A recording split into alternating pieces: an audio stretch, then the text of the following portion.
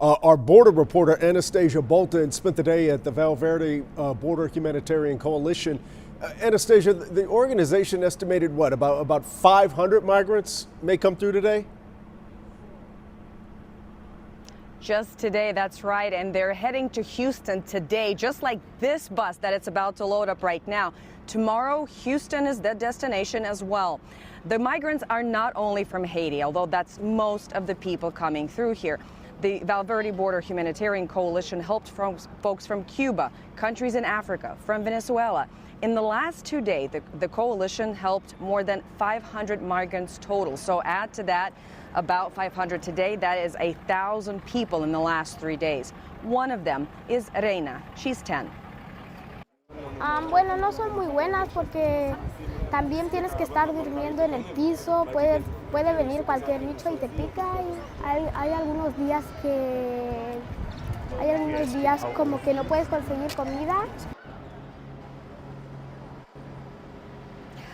Today, organizers called a banner day. Big charter buses, just as the one that I showed you a minute ago, have been coming in and out of the parking lot. How it works, the feds process the migrants and then release them to this nonprofit. They get on the bus and then airplanes to their final destinations out of major airports. So obviously, since they're heading to Houston, they're going to fly out of George Bush. Probably, based on the timing of this bus, maybe tomorrow.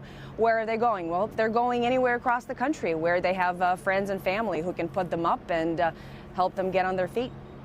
Yeah, we know there are Haitian communities in several large areas. Anastasia, so what happens if the migrants say, don't make the bus or that particular bus runs out of room? So they're essentially on the street overnight. This organization does not have overnight capacity. So according to the executive director, if there is no more room on, say, this bus or the one that comes after later tonight, they have to essentially fend for themselves and make it back here, hopefully tomorrow morning, when there are more buses that will be coming. This is a small community, and just like many small communities across the border, it has been struggling with handling the flow of people, not only in this particular time frame, but throughout the entire summer. And just from what you've seen down there, how is the government figuring out who stays and who goes? Are families being given priority?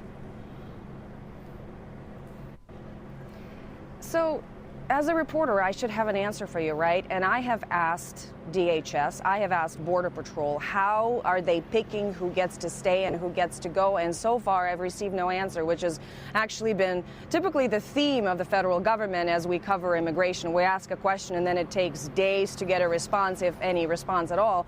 So from the people who are working with the migrants, what they're telling us is they're seeing mostly families, mostly either it's a mom with a kid or an entire family with mom, dad, and a child, or a dad with a kid. There are lots of pregnant women here, but they've also seen some single men, which typically the government says that they expel under Title 42.